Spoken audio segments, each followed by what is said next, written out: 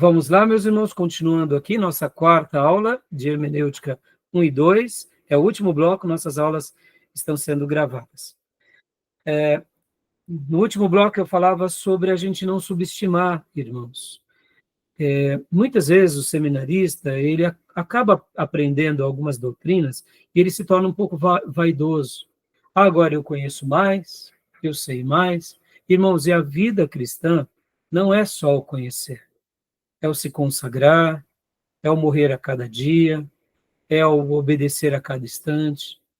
E na vida do pastorado, uma das coisas que mais me fascina é ver a beleza da piedade, principalmente do grupo que eu gosto de chamar, que é o grupo da terceira idade. Os nossos irmãos da terceira idade me encantam. Por quê? Porque muitas vezes eles não têm mais o mesmo vigor que têm os jovens, mas eles têm uma experiência, e aqueles que passaram por uma vida e aprenderam com Deus, eles agora se tornam anciãos que são modelos na sua família, que são modelos na sua casa, que são modelos na igreja, que são modelos de piedade, que são modelos de obediência. E aí eu pergunto para você, quer um grupo mais importante do que esse na igreja?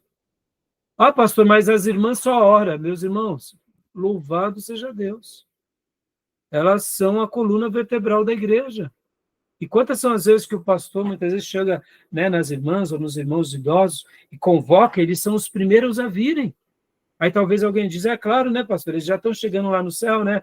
Alguns se levantar a mão, né, para orar, o Senhor puxa, né? Como disse alguns jovens, irmão, ancião, não levanta a mão, não, se levantar, Jesus puxa.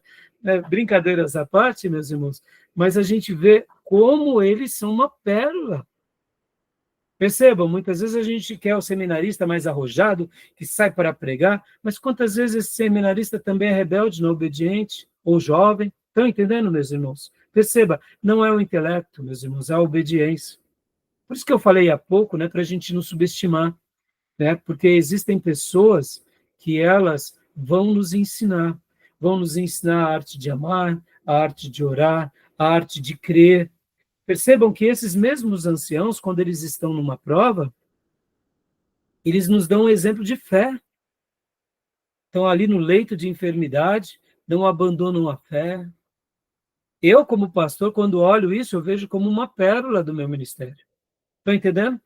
Então, né, isso tudo serve para nos colocar no devido lugar, que é, a gente não tem uma igreja, a gente cuida de pessoas pela graça de Deus, até o tempo em que Deus quiser. Porque quando Deus falar, chega, meu servo, Deus levanta outro, e a gente vai ficar ali sendo cuidado por alguém. Ou seja, a gente está na igreja para servir, e não porque a gente é melhor. E se a gente aprende algumas coisas a mais, como eu estou ensinando a vocês, é para que a gente possa facilitar a vida dos nossos irmãos. Porque hoje, irmãos, nesse mundo de heresias, e pasmem vocês, eu fico assim chocado de ver tanta gente, principalmente gente boa, que se enveredou para o mundo midiático, se enveredou para ter uma igreja, eu diria, de plateia, uma igreja de programas, uma igreja de entretenimento. Perceba, irmão, hoje a igreja virou exatamente isso. Você tem que ter um bom programa. Se você não tem um bom programa, você não segura as pessoas, porque só a palavra e orar é muito pouco para essas pessoas. Eu te digo, meus irmãos, a igreja verdadeira é uma igreja baseada em palavra e em oração. O que mais? O que vir depois são penduricalhos, são acréscimos. Mas hoje não, a gente tem que ter tantos penduricalhos, a gente tem que ter shows, a gente tem que ter luzes, a gente tem que ter efeito. Não, meus irmãos. Então, essa matéria é para a gente resgatar a verdadeira essência da interpretação daqueles que um dia viveram no passado, que viverão no presente e viverão no futuro, porque não existe nada de novo. Né? Isso não é mais suficiente. Não, então, pode ver que a gente precisa de Jesus Cristo, de um coach, né, Júnior? A gente precisa de Jesus Cristo e de um figurão. Porque se não tiver um figurão, a gente está errado. E detalhe, tem que ser um figurão, ganha muito dinheiro, de preferência que tem um jato. Mega igreja, viu? Mega igreja também. Mega igreja, porque esse negócio de igrejinha pequena está errado. Percebam, irmãos, isso daí é uma linguagem sagrada ou uma linguagem mundana? Nada contra, irmãos ricos, nada contra megas igrejas, mas tudo contra essas megas igrejas que se enveredaram para o mercado. Tudo contra. Por quê? Vão existir grandes coisas de Deus e vão existir pequenas coisas. Acabamos de ver, numa das aulas anteriores nossas de hoje, o diálogo de Jesus com Nicodemos. Um dos maiores textos, que é João 3,16, foi dado a Nicodemos ali no particular. Se João não registrasse, possivelmente, João estava escutando do lado de fora, quem sabe, o diálogo, e ele, quando foi guiado pelo Espírito Santo, registrou. Porque ele estava ali do lado de fora só ouvindo a reunião do mestre. E graças a Deus por essas palavras. Graças a Deus, porque ali no capítulo 3 de João, a gente tem a doutrina do novo nascimento, tem essa pérola que é João 3,16, tem esse contexto maravilhoso. Mas percebam, então, foi numa reunião escondida. E vamos lá, e a mulher samaritana? E os outros? E a igreja que se reunia escondida, que fugia de Paulo, por exemplo, elas não eram importantes? Então, percebam, a gente não pode desprezar uma igreja que nasce numa casa. Hoje nós estamos aqui num ambiente tecnológico, glória a Deus por isso, mas não se sinta melhor do que aquela igreja que nasce na casa, irmãos. Porque Deus ele vai fazendo grandes coisas, quem sabe aquela igreja que nasce na casa, amanhã vai ser uma mega igreja. Então, assim, a gente não pode, sabe, desprezar. Tolos são esses que se enveredam por esses caminhos e se perdem neles, tá bom? Isso tudo é fruto de uma interpretação errada, de uma hermenêutica errada. Só duas últimas coisas. O Evangelho de Lucas e o livro de Atos dos Apóstolos foi escrito para uma só pessoa, foi escrito para Teófilo.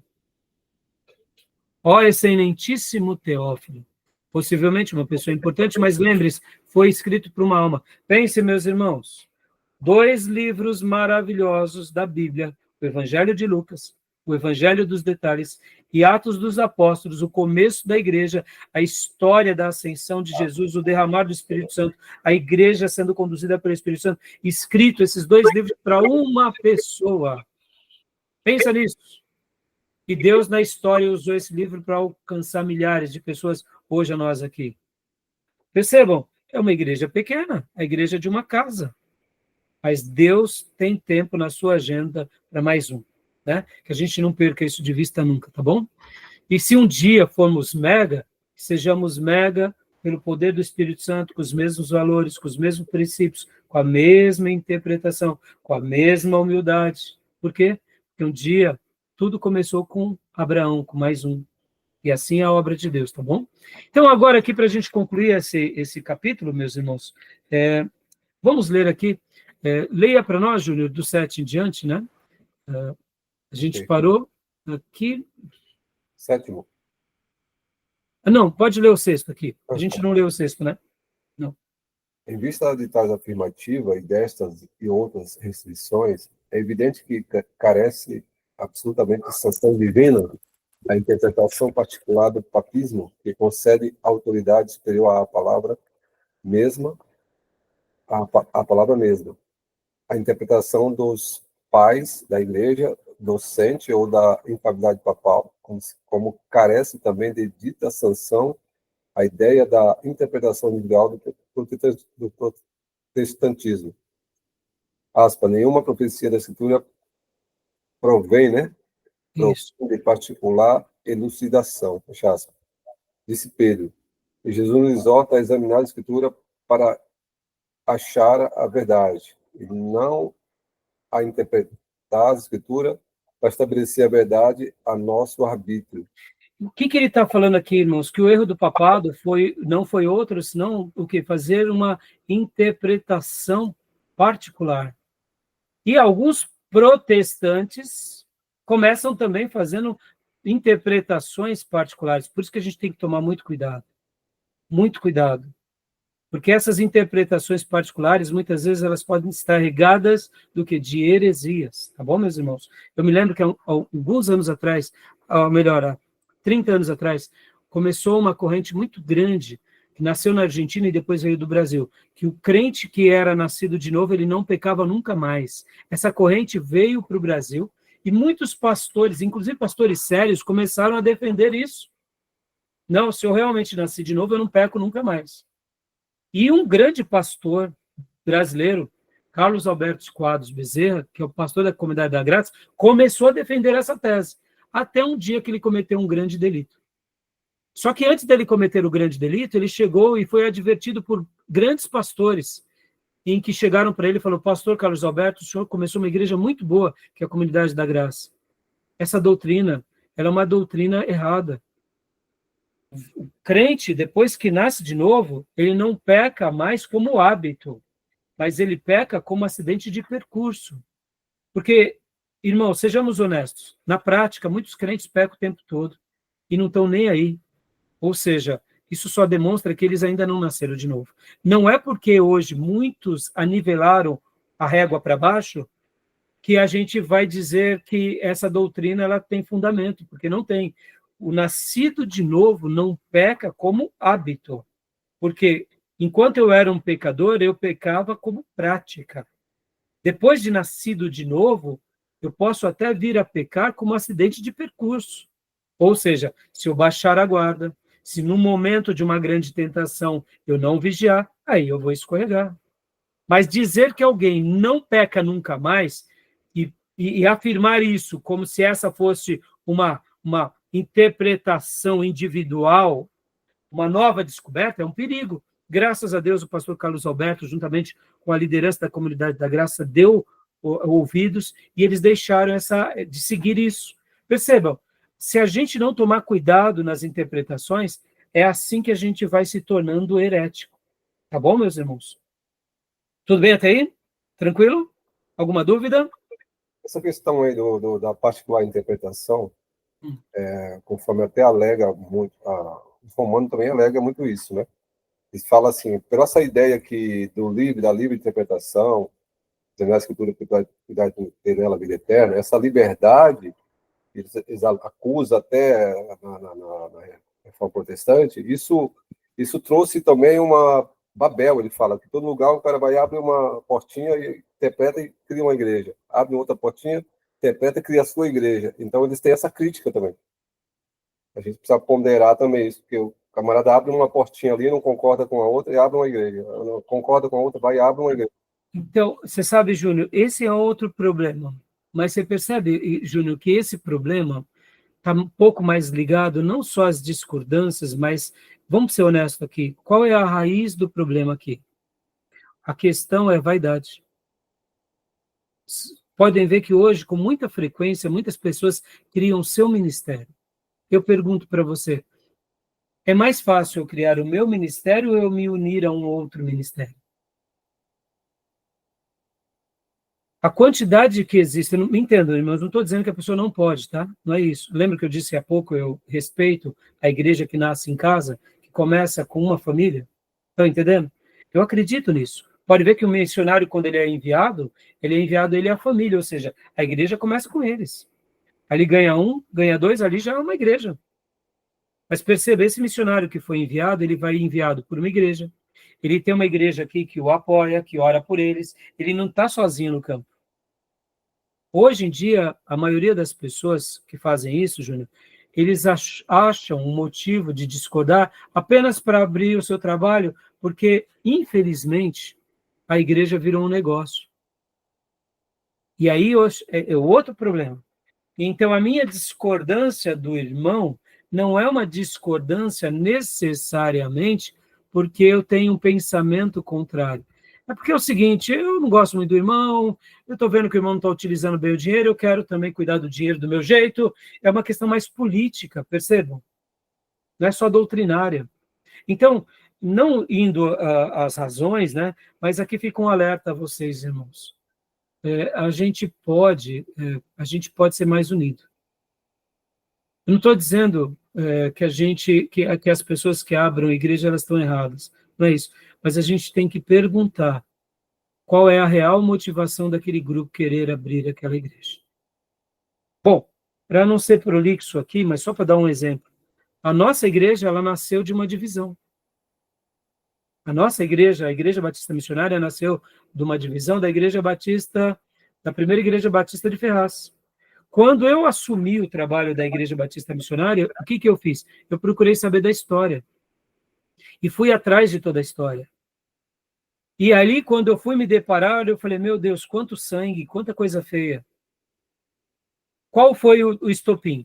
Um grupo que não estava mais satisfeito com a Igreja Batista Brasileira, em virtude da renovação com o Espírito Santo, abriu um trabalho. Só que ao invés deles abrirem um trabalho com toda a decência e harmonia, no sentido assim, olha, nós não concordamos mais com vocês.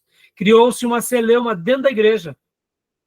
Uma baita confusão, que só saiu sangue para todo lado. Quando eu tomei conhecimento disso, eu falei assim, bom, mas e aí? Que fim deu? Não, nunca se acertaram, nunca se resolveram. O que eu fiz? Eu fui na primeira igreja batista de Ferraz, chamei o pastor que estava presidindo aqueles dias a igreja e contei, pastor, eu estou vindo agora para a Igreja Batista Missionária e soube que no passado a nossa criação aqui foi em virtude de muita confusão, muita briga. O pastor que estava dirigindo aquela igreja naqueles dias falou, olha, eu já ouvi falar alguma coisa assim também. Eu falei assim, o senhor me permite algo? Ele falou, o quê?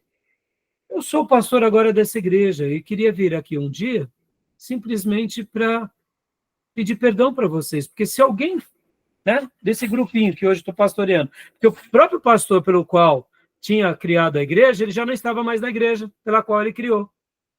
Eu falei, olha, então eu queria dizer o seguinte, nós somos irmãos, e se um dia os irmãos aqui da Igreja Batista Missionária fizeram algo que desabonou vocês, nos perdoem. O pastor falou, eu gostei da ideia. Eu falei, o senhor poderia nos receber numa assembleia de vocês? Aí a gente leva a nossa turma e a gente faz isso. Tá bom, pastor. Eu fiz isso. Aí eu tinha uma assembleia, um tal dia, levei o meu grupo, que era um grupo de 10 pessoas, falei, ó, estamos aqui simplesmente para pedir perdão, irmãos. Se algum resquício, alguma mágoa, alguma contenda ficou no passado, das pessoas que passaram por nós, nos perdoem. Eu estou agora assumindo essa igreja, eu queria simplesmente caminhar em paz com vocês. Os irmãos nos perdoam? Perdoa. Pastor, nos perdoa? Perdoa, então tá bom. Ore por nós. Aí oraram e aí fomos para a nossa igreja. Para mim, isso foi algo que pelo menos, se houvesse resquícios de uma mágoa, ali, na minha opinião, foi sarado. Por quê? Porque, irmãos, igrejas irmãs que se dividem, e quantas igrejas renovadas foram criadas com briga por causa da questão dos dons espirituais. Aí eu pergunto para vocês, os dons espirituais devem gerar briga? Não, pelo contrário, deve ser um caminho de cura. Ora, se o dom é para ser bênção, mas eu te pergunto, os dons geraram muitas brigas no meio do povo evangélico? Geraram. Não deveria ser assim. Os romanos também se dividiram, né? Hã? Os romanos também se dividiram, não pode acusar, né? Porque duas igrejas, Oriente Sim, exatamente. Então, a Igreja Católica tem várias divisões. Exato. As divisões elas vão acontecer, Júnior. Agora, o problema é quando há as divisões e há os cismas, né? Pode ver que a Igreja Romana e a Igreja Ortodoxa ficou 1000 anos separadas, né? Sim, os cismas das brigas, né? Ou seja, isso é uma questão política ou não? Claro que é. Separou no ano 1000, né? Separou no ano 1054 e voltou agora em 1980 e alguma coisa. Não, mas não voltou não. Voltou não. Não, voltou politicamente, né? Mas ainda não voltou. Fizeram fizeram uma meia-culpa. Mas cada um. Mas você entende, Júnior, eu quero dizer, nós como protestantes devemos seguir a paz com todos e a santificação, sem a qual ninguém verá o Senhor. Dentro o que está está mais... Também tem divisão, tem 3, 4 igrejas dentro da Igreja Católica. Né? Então, né? Tá bom? Beleza, meus irmãos? Vamos concluir agora aqui, só para a gente terminar essa parte da parte áurea, né? Paramos aonde, Júnior? No 7, agora é o 8. Isso. Lemos o 6. Ele pode ler para nós o 7, por gentileza. Tá, o 7. Nada de estranho tem, pois, que nos eminentes escritores da antiguidade encontremos afirmações como estas. As escrituras são o seu melhor intérprete. Compreenderás a palavra de Deus melhor que de outro modo, comparando uma parte com outra, comparando o espiritual com o espiritual. 1 Coríntios 2:13. O que equivale a usar a escritura de tal modo que venha a ser ela o seu próprio intérprete. O que Paulo estava falando aqui, em 1 Coríntios 2:13, era isso. o espiritual com o espiritual, ou seja, a Bíblia é o seu próprio intérprete. E agora, para a gente encerrar, meus irmãos, eu lerei rapidamente, né? Se for uma parte arrancado versículos do seu conjunto e citado frases soltas em apoio de ideias preconcebidas, é possível construir doutrinas chamadas bíblicas, que não são ensinos das Escrituras, mas antes doutrinas de demônios. Por outra parte, explicando a Escritura pela Escritura, usando a Bíblia como intérprete de si mesma, não só se adquire o verdadeiro sentido das palavras e textos determinados, mas também a certeza de que todas as doutrinas cristãs, quanto à fé e à moral, ou seja, no momento em que eu arranco partes da Bíblia, eu acabo gerando e criando doutrina, sim, de demônios.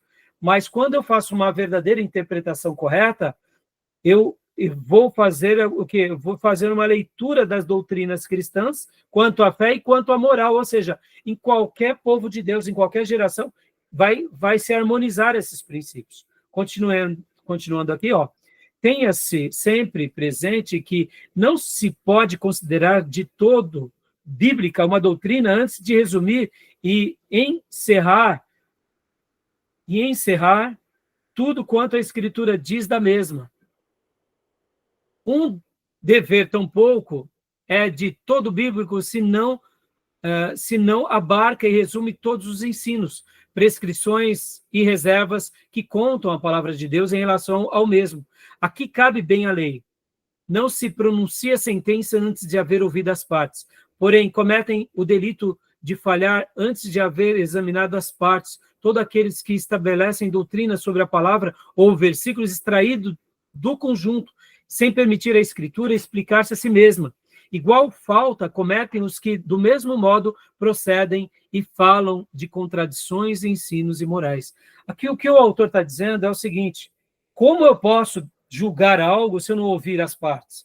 Quando eu pego um texto da Bíblia fora de contexto, como já se ensinam as tradições, aquele texto só me servirá de pretexto. Ou seja, quando eu pego um texto fora de contexto, eu só faço dele um pretexto, não é uma verdadeira explicação, tá bom? E, por conseguinte, é de suma necessidade observar a referida regra das regras, a saber, a Bíblia é o seu próprio intérprete. Se não quisermos incorrer em erros e atrair sobre nós a maldição que a própria Escritura pronuncia contra os falsificadores da palavra. Dissemos regra das regras, porque desta é fundamental. Se desprendem outras várias que, como veremos, dela nascem naturalmente. E aqui tem as perguntas, e a gente vai continuar a partir da próxima aula na primeira regra, né? Aquela questão, né? A pessoa faz uma interpretação de um texto isolado. Eu já vi casos assim. O cara, ele faz uma doutrina, ele faz uma interpretação de um texto isolado, só tem aquele versículo, ele tem 10 contra aquele versículo. Ele não examina os 10 que fala contra. De jeito nenhum. Uma interpretação naquele texto isolado e interpreta. Só que ele tem 10 armas contra ele está se apoiando em uma isolada. E só vai enganar, né, Júnior, nesse caso, pessoas que não sejam criteriosas com a Bíblia. Porque quem foi criterioso com a Bíblia, leu a Bíblia, vai falar assim, não, ele está falando uma coisa errada. Ele está dizendo uma heresia. Eu conto uma história na aula de homilética, né, que um pastor estava pregando, já era uma igreja pentecostal, ele estava pregando, né, sobre Zaqueu. Eu sei. Já contei, né, Júnior? Eu sei. É boa. E aí, como que era mesmo? Oh, meu Deus, deu um branco. Sai do pé, não. Nicodemos, né? Como que era mesmo? Eu esqueci. Eu esqueci, eu vou lembrar na aula de homilética. Eu vou deixar aí, Nicodemos. Era mais ou menos assim. Ele foi contar a história de Zaqueu, mas ele, ao invés de contar a história de Zaqueu, ele usou Nicodemos. Né? É algo mais ou menos assim. E ele estava falando, não, porque Jesus ia passando em Jericó, e Nicodemos subiu no pé de sicômoro para ver Jesus, porque ele era de baixa estatura. E aí ele foi, e Jesus foi passando, aí um outro pastor do lado puxou o terno dele e falou assim, não é Nicodemos, é Zaqueu. O que ele deveria ter feito, né, irmãos? Ele deveria ter parado ali e falou, irmãos, me desculpem. E aí ele tentou arrumar, E ele chegou e disse assim, então ali, Nicodemos, aí Jesus disse para ele, ô Nicodemos, o que você está fazendo aí? Aí é o lugar de Zaqueu, Nicodemos. Aí, ao invés de ser humilde, de falar que eu tentou dar uma e uma derrapada ali, uma capotada, não ajudou, meus irmãos. Aí só É estragou, né? verdade, cara. Poxa, ô, irmãos, me desculpem, ele tentou e tentou e tentou, e viu que estava errado, foi corrigido, e ainda, né, Jesus disse para Nicodemos, sai daí, Nicodemos, que é lugar de Zaqueu. Oh, meu Deus, ou seja, Deus do céu. veja, é uma hermenêutica, para não dizer ingênua, mas totalmente herética, Para né, não perder o público, né? Para entreter o público, né? E o povo, né? Tranquilo, né? Tá bom, meus irmãos. Você sabe o que acontece quando a pessoa faz aquela vibe, tanto que as igrejas assim, pentecostais, não é crítica ao pentecostal, né? Mas não Tem todo, muito não pentecostal sério, generalizando, né, Júnior? não generalizando, mas ele fica naquela vibe tão emocional, o povo fica hipnotizado, o cara fala heresia que quiser, eu já vi isso lá. Sim, sim. Fala heresia que quiser e passa. E o E povo o aplaude, povo... o povo glorifica, e ele está falando heresia. Agora, vamos usar isso, Júnior, essa ilustração que eu dei, né? E vamos usar o que você falou. Por que o povo fica hipnotizado? Agora eu faço a pergunta. É o poder do Espírito Santo ou é uma atividade emocional das pessoas? Emocional, atividade emocional. Eu estava numa igreja e... Deixa eu dar uma pausa aqui, Júnior, só. Perceba, irmão, é muito difícil distinguirmos, ora, o Espírito Santo e o emocional. Sim, sim, sim. Porque nós somos seres emocionais e, ora, a gente não sabe dividir. E eu concordo com o Júnior, aqui eu estou fazendo uma crítica, irmãos. A nossa igreja é a Igreja Batista Nacional, ou seja, uma igreja batista avivada. Eu creio nos dons, não tenho problema nenhum com isso, mas eu tenho todo problema com esse lado emocional, desregrado e descontrolado, que diz em nome de Deus o que Deus não está dizendo. Percebam, esse é o problema. Ou seja, é muito lindo dar lugar ao emocional, mas quando o emocional passa e transpassa a palavra, aí que está todo o problema. Estão entendendo? Diga, Júnior, o que você está comentando. Então, eu estava, eu fui convidado numa igreja, eu sou assim, eu vou, não tenho preconceito. Meu irmão frequentava, eu fui, aí começou aquele movimento, para eles poder também, assim, né, não generalizando, mas alguns acham que poder é barulho. Aí começou, o pregador foi naquela vibe, e eu fiquei olhando, falei, olha, ele começou a falar um monte de heresia, coisa antibíblica, assim, grotesca mesmo. Só que o povo foi na vibe dele, sabe? Foi mesmo, e glorificava, e falava e tal. Aí eu pergunto, falta critério nesse pastor que dirige essa igreja? Falta critério nesses obreiros? Estão ali para quê? Para sentir algo ou para ouvir a palavra? Perceba, irmãos, é nisso daqui que eu disse. Com certeza, vamos lá. Sabe aquela pessoa que eu disse há pouco, que é uma pessoa piedosa, que só sabe ler e escrever? Esse irmão talvez tenha mais critério do que o pastor e do que os líderes. Tomé, você precisa sair, né, para...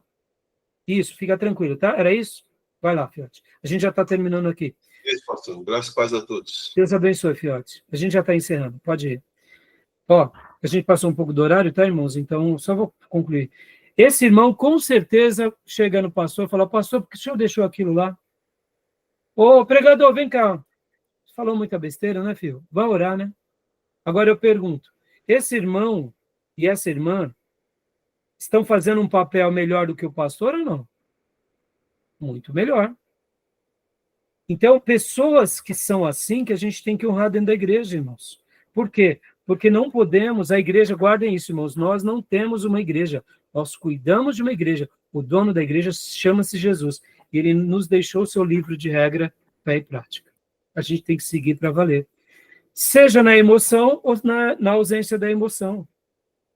Mas a gente faz essa crítica, viu, irmãos? Aqui, não é porque a gente está com a razão, mas tomem muito cuidado, porque muitas vezes quando a gente vê alguém errando, eu vou terminar a aula hoje lendo esse texto aqui de Levítico.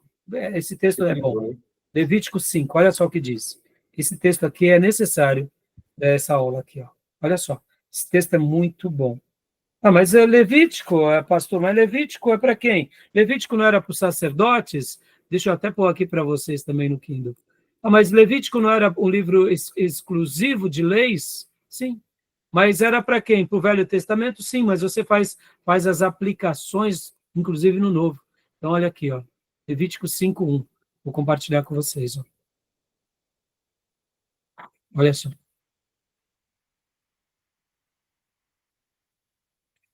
Levítico 5:1. Se alguém, tendo-se a juramentado como testemunha, pecar por não denunciar o que viu ou o que souber, levará a sua iniquidade. Vou ler agora na NVI, que é a tradução um pouquinho mais fácil. Se alguém pecar, por quê? Tendo sido testemunha de algo que viu ou soube, e não o declarou, sofrerá as consequências da sua iniquidade. Eu vi um monte de heresia e eu fico quieto porque é problema, ou seja, eu sou cúmplice. Eu sou cúmplice, percebam? É por isso que a gente precisa falar, precisa chegar, corrigir em amor, é claro. Não estou dizendo que a gente vai levantar no púlpito, né, Júnior? Não é isso. Não. Vai chegar, não, desculpa, mas você falou muita besteira. Você não estudou, você está errado. A Bíblia, olha, abre o olho. Tiago 3:1 diz o quê? Não queiram muitos de vocês serem mestres, porque sobre vocês repousa o quê? Um duro juízo. Sim. Mostrando o quê? Não fique achando que é porque você tem ali uma presença de palco, é gostoso. Tem que ser algo de reverência, tem que ser algo sério. E a nossa interpretação tem que ser correta. E, é claro, não basta ter uma interpretação correta e uma vida mundana. Né, meus irmãos? Tá bom, meus irmãos? Encerramos aqui. Para falar com a pessoa, para a pessoa não pensar que também é arrogância, né? É, claro, a gente tem que ter toda a ética, né, Júnior? Né?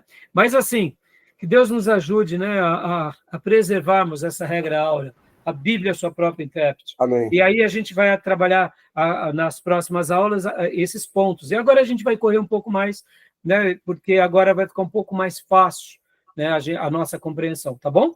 Vão anotando no livro e vão tirando todas as dúvidas e vão me perguntando no canal de WhatsApp ou do Telegram. E é isso, tá bom, meus irmãos? Querendo Deus, nos vemos terça-feira, tá bom? Shalom para todos. Boa noite, graça e paz, bom descanso para todo mundo. Deus abençoe. Amém, boa noite, graça e paz. Amém, graça e paz com Deus. Deus abençoe, meus irmãos, minhas irmãs, obrigado, viu? E qualquer dúvida, é só nos chamar. Foi um prazer, viu, minha irmã Elisângela? Deus Prazer, abençoe. pastor, gostei. Amém. Deus abençoe.